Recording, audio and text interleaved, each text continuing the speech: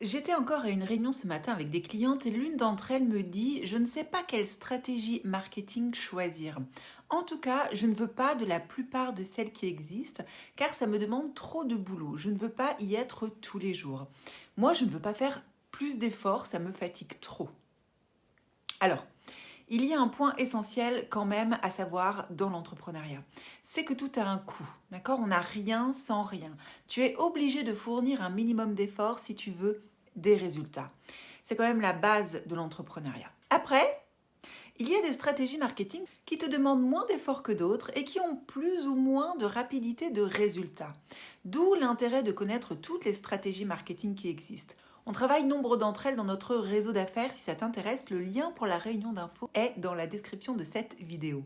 On va aller directement droit au but. Les stratégies marketing qui vont te donner le moins de travail sont les suivantes. En 1, d'abord, bien sûr, la publicité payante sur Meta, LinkedIn, Google, TikTok.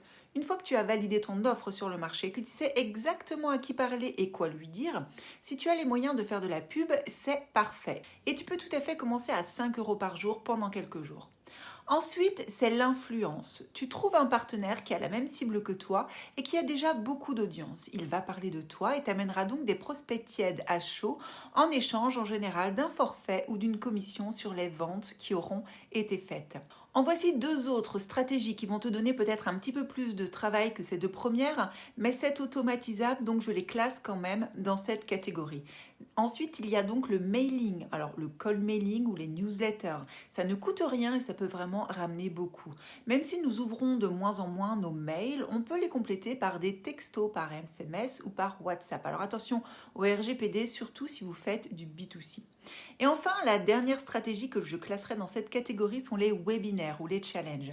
Une stratégie qui va peut-être au début te prendre un peu plus de temps, mais dès que tu l'associes à de la publicité payante, c'est un vrai bonheur. Je te parle de stratégie marketing qui t'apporte quand même une bonne dose de rentabilité, d'accord? Parce qu'il y en a d'autres qui existent, qui demandent effectivement moins d'efforts, moins de travail, mais pour laquelle en face, tu n'auras absolument pas la rentabilité escomptée. Ou tout au moins suffisamment de clients pour te générer suffisamment de chiffre d'affaires pour faire ton année. A contrario, les stratégies marketing qui vont te demander beaucoup d'efforts, ça va être celle-ci. Les groupes privés, ça marche extrêmement bien, mais c'est 2 fois plus d'efforts que les autres. Ça va être aussi la prospection directe. Idem, dans les 4 jours, tu as des sous sur ton compte, c'est OK. Mais où il faudra en l'occurrence prospecter tous les jours. Ça va être de faire des posts sur les réseaux sociaux.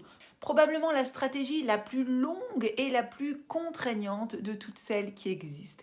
Et enfin en 4, je mets ici l'affiliation si tu ne veux utiliser que cette stratégie. Et d'ailleurs, c'est ce que je te conseille. Plus tu vas cumuler de stratégies, plus tu vas diluer tes résultats. Donc tu en choisis une et une seule.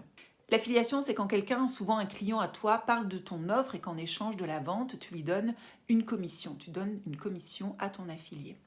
Alors attention, ça ne suffit pas de choisir une stratégie qui te demande moins de travail. Si tu veux que cela fonctionne, il va falloir faire attention à plusieurs autres points. D'abord, tu dois avoir et marteler un seul message. C'est la répétition qui fait que l'on te reconnaît, pas le fait que tu sois original en permanence. Donc reste focus aussi sur ton message, ta conviction profonde, ta mission et la seule transformation que tu proposes. Il faut aussi accepter de ne pas plaire à tout le monde. Ça rejoint ce que l'on disait à l'instant. Ça ne sert à rien d'être partout et de parler de trop de choses. Tu as une position, limite tu es clivante, et c'est parfait. Si ton message est clair, tout le monde le comprend, c'est déjà un bon point. Si en plus tu affirmes ta vérité, c'est encore mieux car tes prospects s'y reconnaîtront. Et ne dis jamais justement la même chose que tout le monde. Par exemple, jamais tu m'entendras dire qu'il faut absolument vendre une offre chère pour se sécuriser dans le business. Ce qui va à l'encontre de tous les discours sur Internet. On vous dit partout l'inverse. Parce que moi, ce qui m'a sécurisé, c'est absolument pas le high ticket. C'est un autre modèle économique qui m'évite d'avoir à prospecter toute l'année. Et d'ailleurs, voici du coup un nouveau point très important. Le choix de ton modèle économique va aussi te permettre d'être visible sans t'épuiser, de vendre sans t'épuiser. Car entre nous, on est d'accord, être visible, ça ne suffit pas. Ce qu'on veut, c'est convertir. Je t'explique.